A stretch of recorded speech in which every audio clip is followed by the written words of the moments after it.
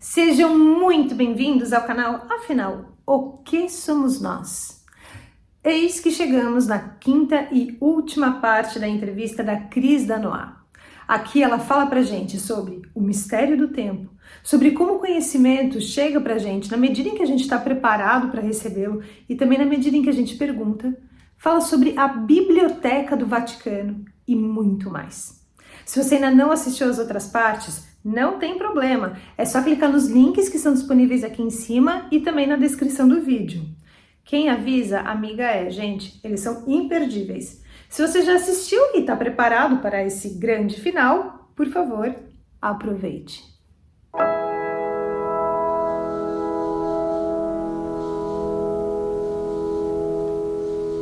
Cris, muito obrigado por mais uma vez você estar compartilhando com todos nós informações tão preciosas da sua vida que podem nos ajudar a entender o que somos nós. Você está com a palavra. Muito obrigado. Muito obrigado, Carlos. Boa tarde a todos. E, bom, realmente tem uma série de experiências que, como eu contei, são quase 50 anos, né, de vida, de experiências nesse sentido, né, que foi um evento atrás do outro. E logo após a minha experiência, a minha primeira experiência consciente de EQM, que foi aquela da cirurgia de garganta, muito nova, que eu até pensei em sair para comer pipoca, uma coisa que eu notei é que minha memória, assim, pregressa, ela ficou muito aflorada. Eu acho que foi a partir dali que eu comecei a me dar conta que eu me lembrava da minha vida com 3 anos, com 2 anos, com 1 ano, porque eu vim de Santos para o Rio. E eu me lembrava da casa de Santos com 1 ano, perfeitamente. E ao que os adultos diziam, não é possível, você não pode lembrar, é muito nova. Mas eu me lembrava, inclusive, do hábito de ficar, encostar uma poltrona e ficar na parte alta do braço da poltrona, olhando pela janela, porque eu morava no Comar, né, porque meu pai era piloto de aeronáutica, como eu já falei, e tinha um porto, o Porto de Santos, e dava para ver o mar batendo, e eu gostava principalmente quando o mar estava em ressaca, porque aí ficava aquele cinza aí batendo, e eu ficava observando toda aquela movimentação, mas isso eu tinha 1 ano de idade.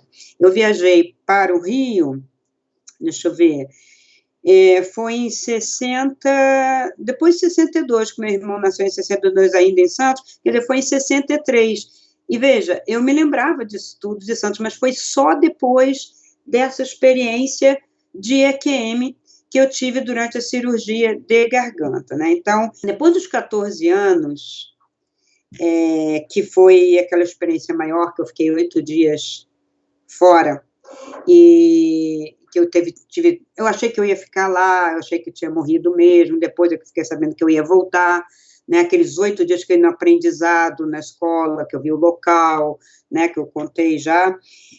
Quando eu retornei,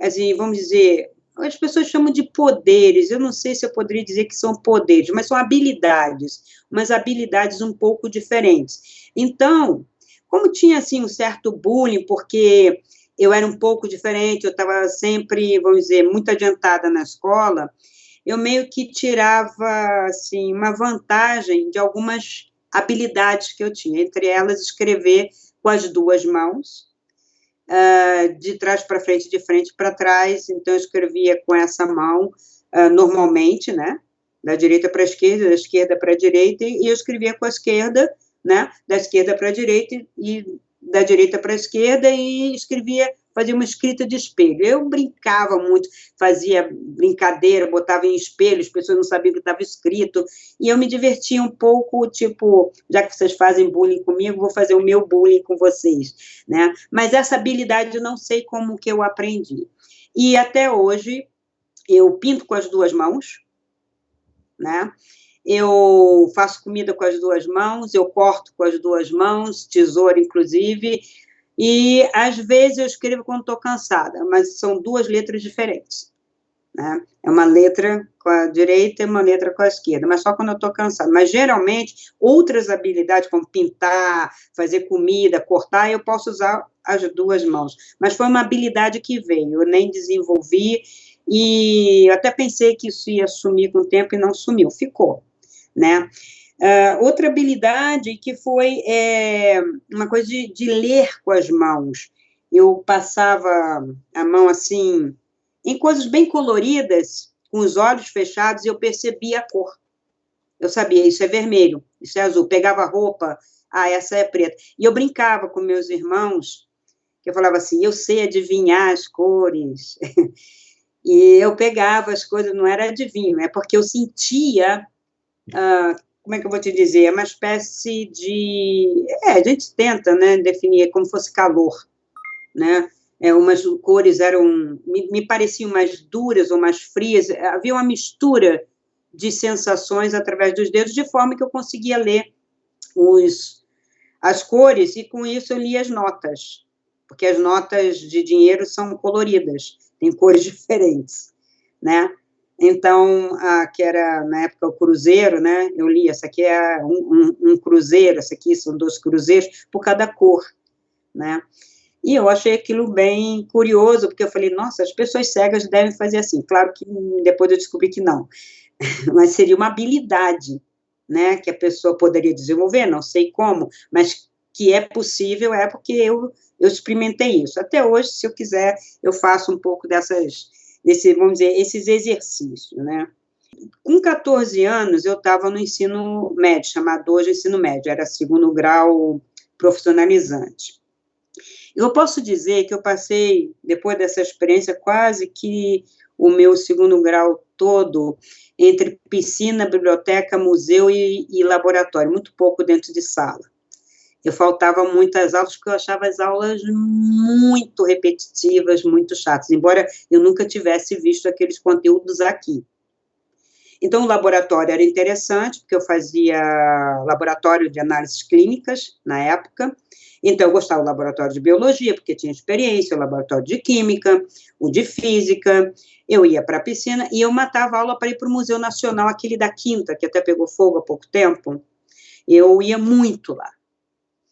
E o que eu fazia lá? Eu ficava vendo as coisas que tinham lá, os insetos, as borboletas, as cores. Eu ficava estudando toda aquela parte de vermes, insetos, borboletas e tal, e eu tive uma experiência dentro desse museu. Eu ia uniformizada mesmo. Na época, acho que ninguém se incomodava com isso. E eu estava indo de uma sala para outra, e eu comecei a escutar barulho de rio. E aí eu falei, mas não tem rio por aqui, na Quinta? E depois eu comecei a sentir cheiro de rosa muito forte. E uma coisa assim, meio entorpecente. E eu continuei andando com aquela sensação quando eu adentro a sala das múmias egípcias. E dou de cara com a múmia, que era uma múmia de uma menina de 14 anos, com as pernas separadas, que é uma das poucas múmias que tinha, agora pegou fogo, né, de pernas separadas, que veio pelo imperador que trouxe. E aí eu achei aquilo estranho, eu voltei nesse museu, mais umas 2 vezes naquela sala para ver se aquilo se repetia, e se repetiu. Aí, claro, eu fui pesquisar sobre aquela múmia, o que era difícil na época, esse tipo de pesquisa, não tinha internet nem nada, e para descobrir que realmente ela foi encontrada à beira de um rio, essa múmia. Foi tirada de dentro de um rio e tal, e parece que um dos unguentos tinha tipo de rosa do Egito, alguma coisa assim, dentro do unguento, que parecia um floral, mas um rosa um pouco diferente das rosas que a gente cheira aqui, né, normalmente, né. Então, achei curioso eu acessar alguma coisa que tivesse semelhança com a sala que eu ia entrar, né.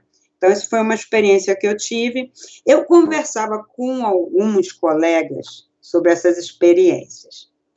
E era tudo, né, que é isso? Mas como é que você consegue? Será que é mesmo? E aí tinha uns que falavam, isso é proibido, a Bíblia proíbe, não pode. Então, tinha todas aquelas controvérsias, mas eu encontrei um amigo que falou assim, eu quero ver essa coisa de sair do corpo. Eu quero saber se é possível. Eu vou combinar com você, você vai até a minha casa. Veja, eu morava na Tijuca, eu não andava de ônibus lá pelo subúrbio, que era muito complicado na época, e eu era nova, e eu não teria nem permissão para sair tanto tempo de casa, não sabia quanto tempo. Ele morava num bairro bem lá da periferia. Eu nunca tinha ido na casa dele. E nós combinamos assim, vamos combinar um dia, eu vou na sua casa, depois outro dia você vem na minha. Muito bem. Isso para sair em astral, né?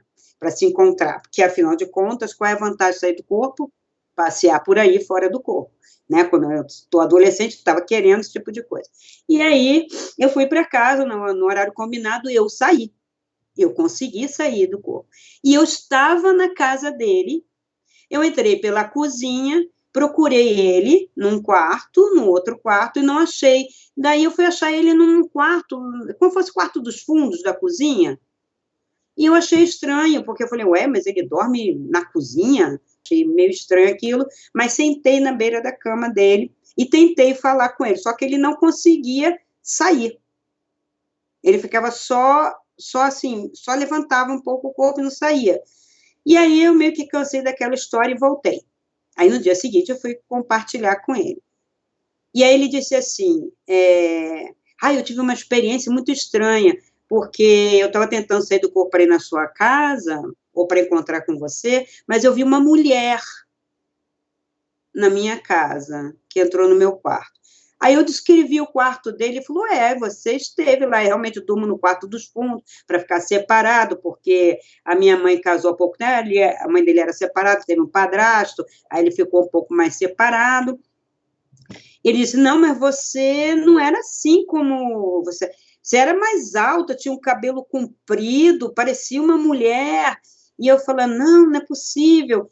E depois é que eu vim descobrir que realmente era a maneira, que eu não era criança, eu que me sentia criança por causa da minha encarnação, do meu corpo físico aqui. Mas, na verdade, eu tinha a mesma aparência daqueles seres que parece que não, que é tudo meio jovem, assim, meio 20 e poucos anos, 30 e poucos, não passa disso, não tem uma velhice, né? E era como se eu tivesse já essa idade. Ele achou assim, não, é uma mulher muito linda, com cabelo comprido, você quer esse cara, mas não era você, não. Falei, mas eu estive lá porque eu descrevo tudinho, descrevo a sua cozinha, descrevi teu quarto. Ele falou, mas então eu não te vi, eu vi essa mulher. Então ficou aquela discussão, era, não era, e passou. Então foi uma experiência que eu tive. E aí eu fiquei um pouco animada, porque eu achei que eu ia conseguir fazer exatamente isso. Quando eu não pudesse ir ao cinema, eu sairia do corpo e iria ao cinema. Né? A minha ideia era usar essa habilidade de sair do corpo para me divertir, para ir ao cinema, para ir a um museu longe, para entrar numa biblioteca e conhecer. Tá. Isso não aconteceu, assim, dessa maneira como eu queria. Mas uma outra experiência curiosa que eu tive pouco depois, eu devia ter o quê? Eu devia ter uns 16, 17 anos, e a gente estava fazendo tratamento dentário em Botafogo, principalmente a minha irmã. E eu ficava na sala de espera, e tinha um senhor, que ele era, assim, bem curioso, mas era assim como fosse, vendo você, assim, né? Ele tinha uma barba e tal, ele se chamava Dr. Aragão, ele estava de branco, eu achei que ele era um outro dentista. A minha irmã entrava no consultório do dentista, e como tinha outras salas, eu pensava que ele era outro dentista. Só que ele me ensinava outras coisas, ficava conversando comigo, me ensinando outras coisas, e era bem ali na enseada de Botafogo, e dava da janela, dava para ver ali a enseada, a Bahia, né? Ali, né? E ele falava assim, vem cá que eu vou te ensinar uma coisa. Aí eu ia lá, você está vendo aquela mancha escura ali em cima da enseada? Eu falava, aquilo ali é uma forma pensamento negativa. E eu fico aqui dissolvendo ela. Aí eu falei, como assim? Essas formas coletivas, você tem que ir destruindo, dissolvendo. Eu falei, mas como que você faz isso? Ele falou assim, eu vou mentalizando daqui luz rosa, vou vibrando, o amor enviando para aquela forma, e ela some. E eu fiquei ali, um tempo com ele, vendo aquela forma diminuir, e eu falei, nossa, que coisa curiosa. E ele dizia que ele usava energia de show, de futebol, essa energia de euforia, que todo mundo tosse, ele pegava aquilo e canalizava para destruir formas negativas que o coletivo criava. Eu achei aquilo fantástico, só que eu pensei que era uma outra habilidade dele como dentista. Eu acreditei que ele era um dentista. E quando eu fui fazer o tratamento, que a primeira era minha irmã, depois fui eu falei, eu quero fazer com aquele médico, chamava-se Dr. Aragão. Só que ele não existia. Quando eu voltei lá, não existe nenhum doutor Aragão aqui. Não, ele ficava aqui enquanto minha irmã... Não tinha. Não tinha um enfermeiro, alguma coisa? Não tinha. Ninguém usava a outra sala. A sua irmã enxergou também o doutor Aragão? Eu nunca perguntei para ela, porque quando a gente entrava na sala, ela entrava, eu ficava na coisa, ele saía de dentro da outra sala e vinha. Eu acho que ela nunca chegou a cruzar, também nunca perguntei. Só que eu comentei com ela, eu fico conversando com o doutor Aragão, ela falou, tá, minha irmã era assim, tá, não sei o quê. Essas coisas suas, doutor Aragão, tá bom, você fica conversando. Quando eu tive o derrame pleural, que eu falei para você, que eu não encontrei a chave, e eu tive que ir para outro apartamento, quer dizer, aquele senhor abriu a porta, eu fui. Uma coisa interessante que aconteceu, quando eu fui trasladada do apartamento dele para o meu, que era em frente, né, eu estava no corpo e fora do corpo simultaneamente, porque eu fui andando, e eu sabia que eu estava andando, só que eu estava também vendo de cima. Então, essa uma espécie de bilocação, que eu não me dei conta, já tinha acontecido um pouco ali, mas como eu estava muito doente, né, eu estava muito fraca, eu achei que eu estava meio que querendo sair do corpo porque não estava aguentando ficar ali, mas eu estava andando, eu respondi uma coisa ou outra para minha mãe, cheguei a trocar de roupa e deitar na cama para poder, quando o corpo ficou acomodado, eu saí, né, eu fui lá para aquele lugar, que eu falava para você que geralmente eu ia, que eu aprendi as coisas, e também para tirar dúvidas do que está acontecendo, ou como que eu vou cuidar de mim, e tive, né, de certa forma, a resposta. Isso eu tinha 19. Aí eu saí de casa, me casei, e quando eu estava fazendo mestrado, eu devia estar com 22, 23, eu tive uma experiência com relação à biblioteca, a tal experiência que eu sempre quis ter, mas eu não sabia que acontecia assim. Então, eu não consegui resolver a minha dissertação. Eu não consegui resolver, que era a questão do real, do imaginário, até onde começa o real, até onde o imaginário, só que eu estava vendo isso na literatura. Mas a minha preocupação entre o real e o imaginário, né, o que é e o que não é, já era uma preocupação, porque eu vivia isso. O que é real? O que eu estou vivendo que é real? Tudo isso é real ou não é real? O que era sonho meu? Sonho quando eu estou dormindo, mas eu tinha a projeção. Então, isso sempre foi um nó na minha cabeça e eu fui fazer as investigações. Então, na minha tese, era vendo o que era real e imaginário. Eu falei, vou começar devagar, pela literatura, pela história, até chegar num outro nível, né? E aí, uma bela noite, eu deitei e me projetei, e eu estava onde? Numa biblioteca. A biblioteca era do Real Gabinete, português de leitura lá do Rio. E eu andando lá, e não estava sozinha, fui acompanhada, sempre saindo com alguém que eu não vejo atrás, né, mas alguém que guia, como fosse uma espécie de proteção mesmo, e tinha uma pessoa lá, uma espécie de guardião lá. E foi me mostrado um livro, né, e um livro que ficava dentro, uma estante assim, tipo essa que você tem aí de vidro, né, que você vê os títulos, mas tem que pedir permissão. E esse livro me foi mostrado no plano astral, vamos dizer assim, né? No plano extrafísico. E eu vi o livro, e guardei bem a capa, o nome do livro. Quando eu voltei, eu achei aquilo assim, loucura. Eu falei, não é possível. Não deve existir esse livro lá no Real Gabinete. E eu fui no Real Gabinete. eu fui no Real Gabinete e eu encontrei o livro, só que um dos livros ficava realmente no armário fechado e que não podia ter acesso, que o guardião tinha me dito, né? E aí eu falei assim, como que eu posso ter acesso? Aí a secretária, que era bem zangada, ela lembrava bem o guardião, bem zangada, ela falou assim, se você for protetora da biblioteca e o presidente do Real Gabinete permitir, para sua dissertação, então a gente empresta, mas fora isso, não. E tá bom. Daí eu entrei como protetora, paguei lá a taxa de proteção e tal, e fui falar com o presidente, muito simpático, português. Aí eu falei que eu fiquei sabendo de outros meios, não da maneira como fiquei sabendo, que o livro tinha lá. Aí ele verificou se estiver lá, ele me deu uma permissão e me permitiu por 15 dias. Eu devorei o livro e resolvi a minha dissertação, a questão entre o real e o imaginário, história, literatura, eu consegui e fiz uma ótima defesa. Você, quando conversou comigo, você explicou a razão de ter um guardião não físico numa biblioteca.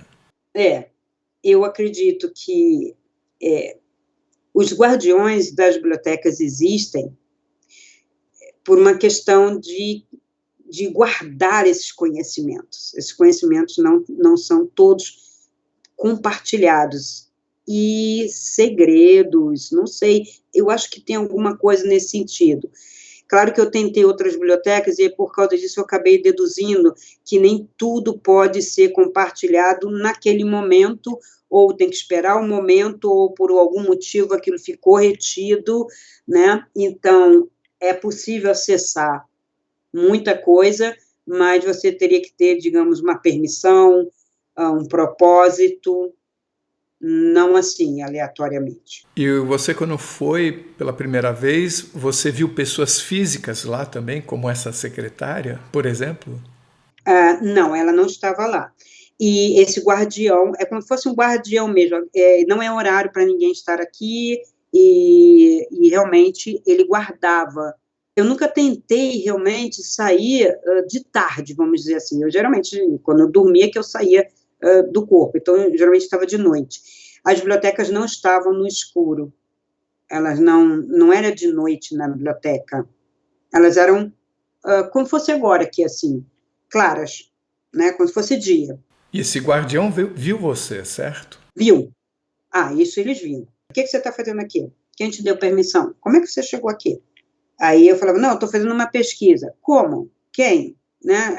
Eram algumas perguntas. E a biblioteca mais curiosa que eu tentei entrar foi a do Vaticano. Eu quero que você me conte sobre ela, mas antes eu ainda quero fazer outra pergunta. Como é que você chegou no livro? Quem te indicou foi essa pessoa que estava atrás de você? Foi essa pessoa que falava assim, aquele livro.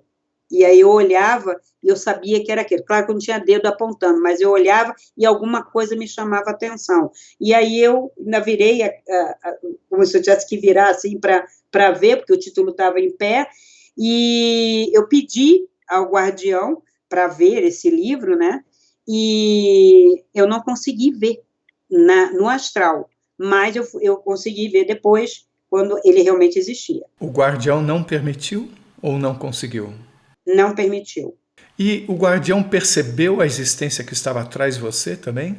Acho que sim, porque ele olhava para mim e olhava meio que para o lado, meio para cima, e olhava para mim. Então, como se eu tivesse acompanhado. Eu que não me virava, porque eu já estava acostumado, que era alguém que ficava atrás de mim e não ficava olhando. Mas eu via que ele não falava só comigo. Então vamos agora para a Biblioteca do Vaticano. A Biblioteca do Vaticano foi, assim, um grande uau, que eu queria realmente saber, porque eu estava estudando literatura latino-americana, e tudo minha dúvida era, como assim, uma civilização como Maia, Inca, Azteca, não tem nenhum códice, não tinha nenhum livro, não tinha nada, se tinha calendário e tudo, como que não tinha nada? E eu desconfiei, não é possível que não tenha, aí as pessoas contam que foi feita muita fogueira, que a igreja queimou e tal, né, o Cortés que chegou aqui na América Latina, mas não é verdade, porque pelo registro acástico muita coisa foi recolhida e guardada, e lá fui eu para o Vaticano saber se eu conseguiria acessar esses códices para saber o que tinha lá. Você programou de ir? Programei.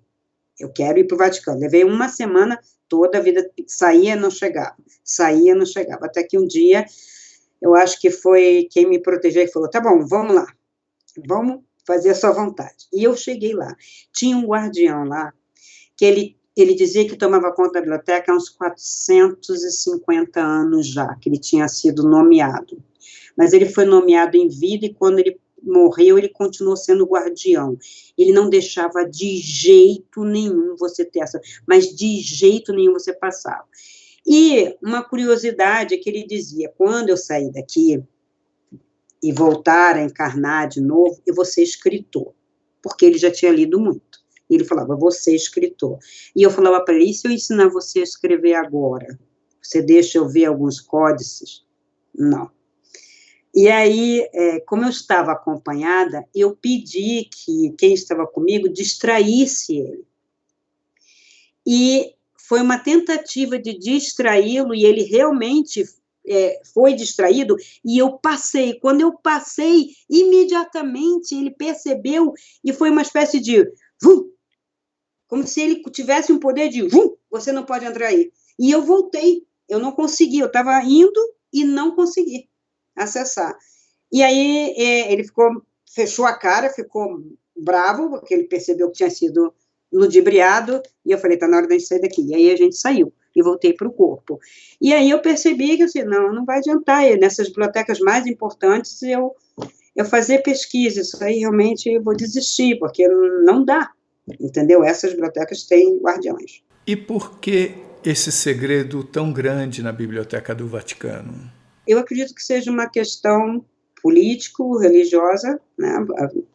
A igreja se constituiu como uma teocracia, ela acabou com outras formas de, vamos dizer, de religião, de vida, de civilização. Ela se impôs, e saber como era, e não ter somente a versão dela, porque a versão que a igreja dá, ela é muito tendenciosa, inclusive das histórias, até de arquitetura.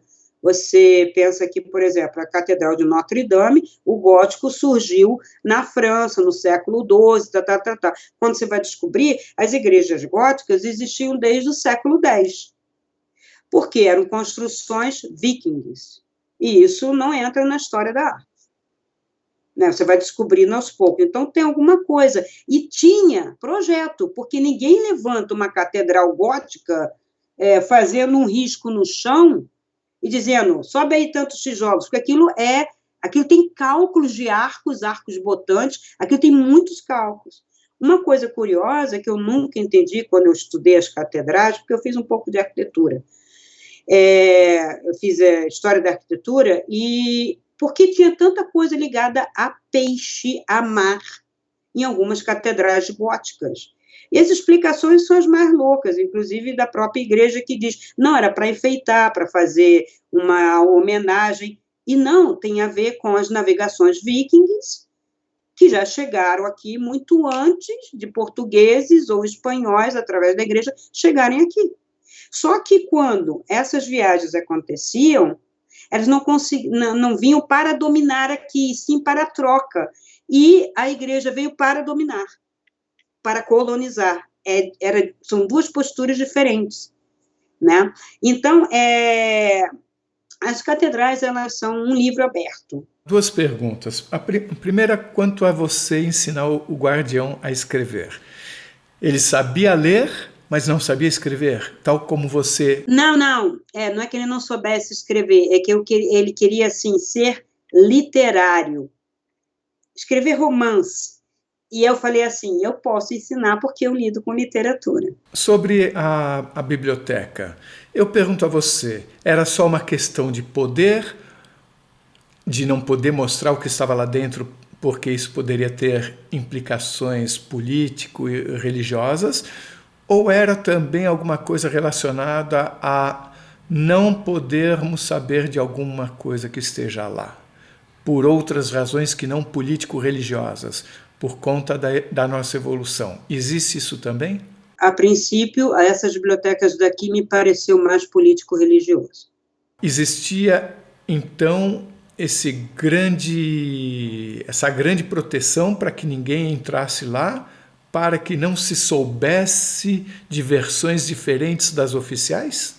É, é bem isso. Porque, veja, se você tem uma versão diferente da oficial e descobre efetivamente, com provas, códices, que existia toda uma cultura, todo um conhecimento, que, veja, nós temos 1000 anos de obscurantismo por causa da igreja. A própria Grécia tinha descoberto o átomo, já tinha cálculos, já tinha uma série de desenvolvimentos, né, que a gente tem, né, algumas coisas que sobraram dos livros gregos. Claro que a escola pitagórica já tinha um desenvolvimento matemático, já tinha medicina, já tinha uma série de coisas que com a igreja você cai no obscurantismo mesmo. Eu sei porque eu estudei muito a Idade Média, e a Idade Média é uma idade realmente de trevas. O que é códice? Códice é um livro que é escrito e não é impresso, ele é de uma certa forma impresso em couro ou pano, e ele é amarrado, ele não é em forma livro, vamos dizer assim. Ele fica, às vezes, enrolado, então são códices e não livros, mas seria uma espécie de livro, só para diferenciar do objeto livro, que a gente conhece. E tem tipos de assunto que são escritos em códices e não em livros? Sim. Os assuntos de códice são os assuntos cotidianos, de saber mesmo, entendeu?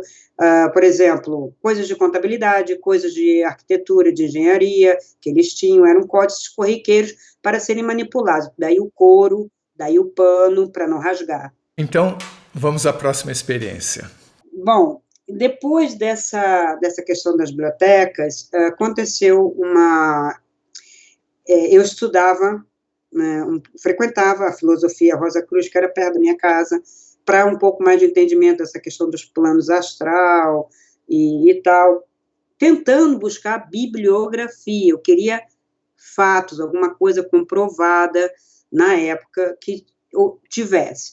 E o comendador dessa ordem, uma ordem que ficava na Tijuca, a Ordem Rosa Cruz Antiqua, ele, muito velho já, muito velho, médico, ele teve um problema renal muito forte, de pedras nos rins. E aí ficou aquele corre-corre, não pode operar, ele é muito idoso, ele era bem mignon, bem fraquinho, bem débilzinho, assim, bem mignonzinho, e eu fiquei muito preocupada, não, ele não pode morrer, não pode, e como é que vai ficar? E ele não passou a ordem para ninguém, ele não preparou ninguém, porque aquela ordem vai sendo passada de um para outro, porque tem uma série de coisas que são realmente secretas, que não estão na mão de todo mundo, tem alguns conhecimentos ali que eles guardam mesmo, né? E aí, eu preocupada com isso, né, eu tive um sonho, uma projeção, em que dizia que eu tinha que buscar tal e tal erva. Falei, mas onde é que eu vou achar isso? Vai na farmácia tal, no centro da cidade. E lá fui eu. Então, eu acordei, fui logo direto para o centro e fui nessa farmácia. A farmácia ficava mais ou menos entre Constituição, Senhor dos Passos, por ali, bem naquela muvuca do centro da cidade, perto da Praça da República, né, no Rio de Janeiro. E aí, eu entrei na farmácia, fui super bem atendida, a farmácia era tipo uma farmácia antiguinha, daquelas farmácias do Rio de Janeiro, né, mais antigas e tal, e eu encontrei a erva, também foi recomendar, problema renal e tal, falei, ele está vomitando, aí me recomendaram também o ginseng, como chá para ele fortalecer, porque ele estava com muitos vômitos, não estava comendo nada, ele ia definhar, e aí eu saí muito agradecida e levei para a esposa dele agradeceu, eu expliquei que tinha sido com uma recomendação do astral, e aí em uma semana ele expeliu, aquilo virou pó, expeliu, e ele ficou ótimo, inclusive ele ficou mais fortalecido com o ginseng e uma outra erva que tinha sido ministrado para ele, que eu peguei os pacotes, eu comprei os pacotes, entendeu? Era baratinho, coisa de erva mesmo, de fitoterapia, né? E aí, eu achei assim, nossa, temos uma farmácia fantástica no Rio de Janeiro, né? Qualquer coisa que eu precisava voltar lá. E eu precisei. Só que quando eu precisei, que eu queria para mim, questões alérgicas e tal, cadê que eu achava a farmácia? E eu falei, mas não é possível, a farmácia fica por aqui, e olha para cá, e olha para lá. Só que aí eu olhei assim, era uma loja de essências. Aí eu falei, será que mudou? Mas tão pouco tempo já virou uma loja de essência. Eu entrei e a pessoa não sabia de nada. Não, não, isso aqui é uma loja de essência, não sei quanto tempo. Quanto tempo depois você voltou lá? Questão de meses, 5, 6 meses, uma coisa assim, que aí eu tive a ideia, vou fazer para mim, né, vou perguntar lá, né, se eles têm alguma coisa para alergia, porque as pessoas lá pareciam não só atendentes, como sabendo para que serviam as ervas, né. Daí a pessoa falou que era uma loja de essência, eu falei, ué, mas tem certeza? Mas já mudou há quanto tempo? Nossa, não, isso aqui já tem alguns anos que o dono aqui é uma loja de essência. Daí eu fui na loja do lado, que era uma loja de tecidos, né? Aqueles tecidos que fica tudo na frente, o cara fica lá, o dono fica lá nos fundos da loja, né? Um modelo bem antigo. E eu fui lá perguntar, escuta, você sabe de alguma farmácia por aqui, aqui do lado? Eu pensava que era aqui. Ele falou, nossa, mas essa farmácia há muito tempo existiu, eu era garoto. Falei, como assim? Eu vim aqui, nossa, essa farmácia, ela já virou uma lanchonete, o dono vendeu, virou uma lanchonete e hoje é uma loja de essência. Aí eu falei, mas quanto tempo? Aí ele falou, olha, tem uns bem 60, 70 anos. Aí eu falei, quê? Eu fiquei impressionada, porque eu falei, não é possível. E aí eu saí, ainda fiquei com aquela coisa, não é possível, não é possível. Porque quando eu entrei na loja, era normal, eu entrei, entendeu? Então, eu achei, então a gente consegue acessar alguma coisa no plano físico que é de um outro tempo? O que é o tempo? Né? O que é isso? E foi aí que eu comecei a achar que a questão do real e imaginário, eu tinha que acrescentar a questão tempo. O que era o tempo? E eu comecei a ler física por causa disso. Eu gostava da física, mas nunca estava lendo muita coisa de física. Mas a física também não vai conseguir responder essa pergunta. Exatamente, você vai descobrir isso depois, né? Mas aí você começa, né, a estudar. Porque é impressionante, porque você levou as ervas para o médico, ele tomou e ficou bom. Sim, sim, sim. No plano astral, à medida que eu ia tendo experiências, essa experiência ela ia aumentando em conhecimento, em complexidade, mais relacionado ao que eu perguntava, ao que eu queria saber. O conhecimento, ele se abre na medida que você já está preparado para receber, porque a pergunta é uma espécie de abertura para vir o conhecimento. E o conhecimento não será despejado na humanidade com diversos níveis de consciência e de saber, despejado como um todo, abrimos tudo e despejado. Isso não vai acontecer. E todos têm acesso, mas na medida do seu entendimento, do seu grau de consciência e das suas perguntas. Perguntar é saber, né? Como se tivesse uma equação direta. Você pergunta, a resposta vem. A questão do tempo, que está relacionado, a gente fica assim, o que é o tempo? Passado, presente e futuro. Aqui a gente fala assim, passado, a gente viveu, a gente conhece, o presente a gente está agora, o futuro a gente projeta. Aí fica aquela dúvida, o futuro está dado? Eu posso saber o futuro antecipadamente? O que é esse futuro que a gente percebe como tem um déjà vu, como alguém faz uma profecia? É porque a gente não tem como mudar? É porque é um determinismo? Então, a gente não teria nenhuma liberdade, não estaria construindo nada. Então, eu sento e espero, né, acontecer.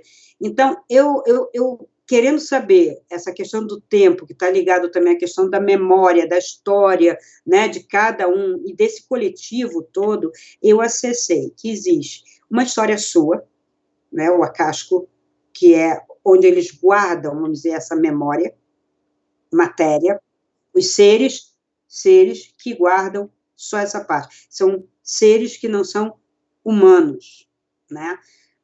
Eu tenho muito cuidado para falar que não são humanos, porque eu fico com receio de também pensar que é extraterrestre, sei lá, não é bem assim. São seres ligados a nós, mas que não são como nós, né? Eu considero ele como eu falei para você, como devas, que seriam anjos, mas anjos também é muito limitado esse termo.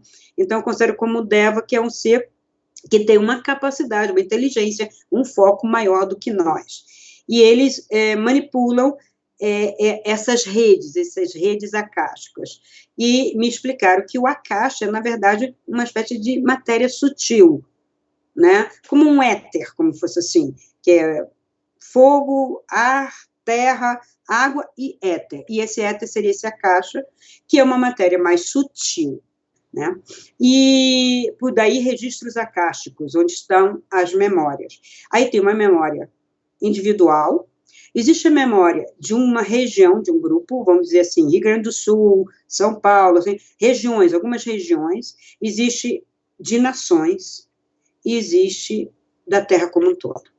Isso tudo não é junto e misturado, mas interligado, numa ordem que eu digo para você que eu não consigo conceber uma ordem, uma inteligência, como aquilo se conecta, porque tudo se conecta muito junto. E eu comecei a acessar algumas vidas passadas minhas, algumas coisas eu já tinha sonhado, algumas coisas faziam muito sentido, e é interessante. Você, quando olha, você fala assim, sou eu, embora você não seja nesse corpo, você tem uma ressonância. E quando você está vendo outras cenas, você sabe que você é aquele e não o outro. Então, é algo que ressoa dentro de você e mostra que você teve aquela experiência num outro espaço-tempo, vamos dizer assim. O que me explicaram foi assim, o tempo, ele não é o acástico. O acástico é uma espécie de um grande arquivo feito dessa matéria, a caixa, que é só memória. O tempo no astral, como ele é o próprio tempo ali, o presente, ele praticamente não existe, porque ele só existe no momento que você está vivendo, no instante, e ele é muito fugaz. E o futuro é possibilidade, é cadeia. É uma, né, cadeia, é como se fosse uma rede de possibilidades. E as possibilidades são tão intencionadas que você consegue, às vezes, prever algo porque já está se manifestando, e outras não. Você pode mudar algumas coisas para o futuro, se você souber antecipadamente, porque você já está vibrando tanto aquilo, intencionando, às vezes inconscientemente, alguém te avisa e você desvia. É possível? É. Coletivamente é mais difícil. Então, por exemplo, uma nação ansiando uma determinada acontecimento, algum acontecimento, daí o cuidado com profecias, né, que vão alimentando, vai acontecer, isso gera realmente algo que acontece. Então, eles dizem, são vocês, quando fala vocês, nós humanos, que muitas vezes fazem algumas coisas acontecerem como tragédia, como catástrofe, que não é, vamos dizer, nós, junto com vocês. Não tem como evitar. Vocês estão manifestando isso. E quem são nós, no caso? Nós, humanos, nós... Quem são eles que se chamam nós? Os eles, nós, os seres que tecem junto conosco, com o nosso desejar, com o nosso idealizar essa rede para manifestação. São os seres que, por exemplo, estavam com você quando você saía do corpo? Não são esses que estão. Esse é um plano, eu não gosto de falar assim, mas é superior, vamos dizer assim. Eu dou um nome, plano astral, né, que seria mais ou menos como que eles chamam de quarta dimensão, que é um plano muito emocional, um plano dos desejos, um plano que a gente tem diversos níveis, desde o mais denso até o mais sutil. Depois vem um plano, uma espécie mental, onde estariam ideias, uma coisa mais de pensamento, e acima estaria uma espécie de, que eu chamo assim, um plano causal, onde estão as causas do que acontece, que seria essa rede, que seria essa, como se fosse um grande cérebro, com várias sinapses, ligando e desligando o tempo todo, de acordo com cada um. É uma coisa tão complexa que eu tive só um vislumbre, mas com muita dificuldade de chegar aqui e escrever e relatar isso tudo. Mas existem seres nessa dimensão. Existem seres cuidando disso, preservando. E uma das coisas que eles me deixaram, assim, bem claro, não existe castigo, não existe punição. Vocês criam isso. E eu falei, mas como? Porque são vocês que, com as ideias que alimentaram, que criaram, não esperam outra coisa que não isso. E foi depois de algumas experiências dessa que ficou cada vez mais claro para mim que a vida aqui na Terra, ela não é um sistema prisional, como muitas pessoas falam, um planeta de lágrimas ou de sofrimento. É que nós estamos cegos. A vida aqui na Terra é muito importante. Ela é fundamental para a nossa experiência.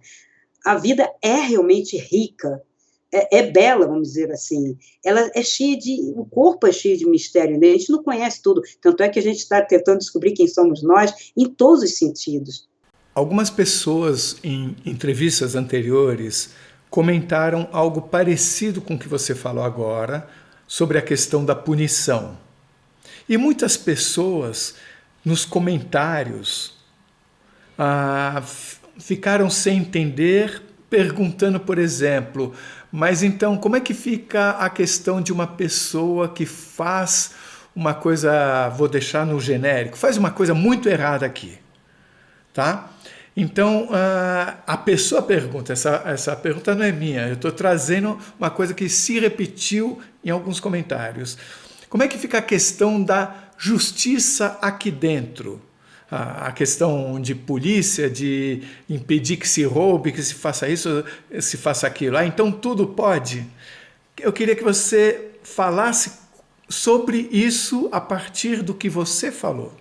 Veja, eu acredito que quando eu falo que não há punição, porque foi isso que me foi passado, não há castigo, vem de uma rede que eu considero, de cima para baixo, benevolente. O que acontece? Uma pessoa faz um mal aqui, né? Ou muito mal, e não é que ela não vá ter isso que a gente entende como justiça. Ela, por si mesma, ao sair do corpo, né, quando morrer, a essência dela é a mesma tua, a mesma minha.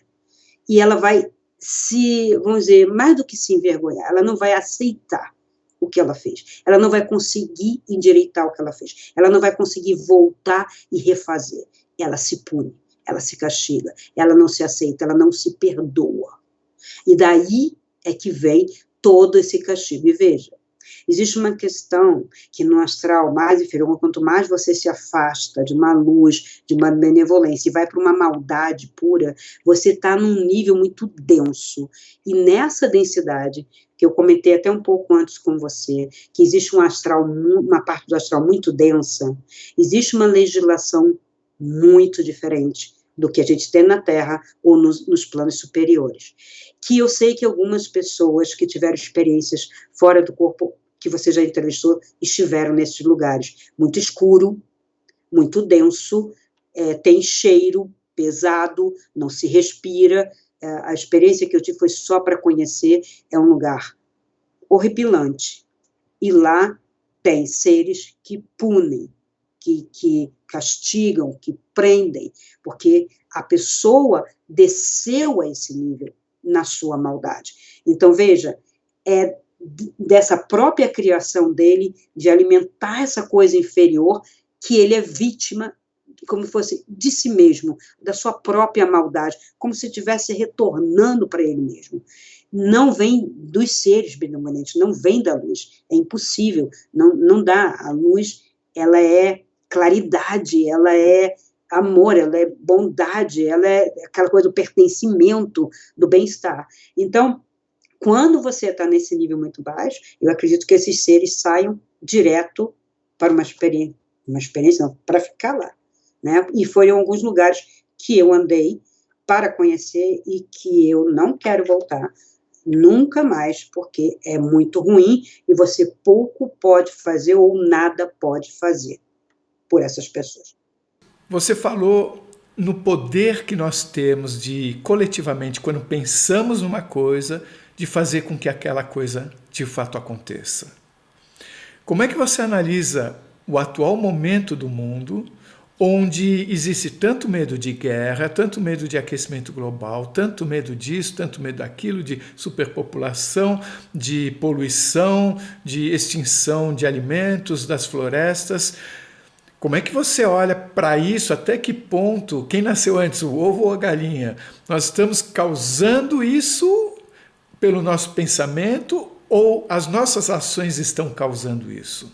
Todo fato que é previsto, ele pode ser modificado, como eu falei para você, se você for avisado com antecedência. E há quanto tempo está sendo falado disso?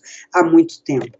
Algumas coisas sobre o aquecimento global, houve atitudes que eu acho que foram, não vou dizer totalmente, acabou com todo o aquecimento, mas foram consequentes, o buraco de ozônio já diminuiu, mas é preciso continuar, haver uma efetividade, né?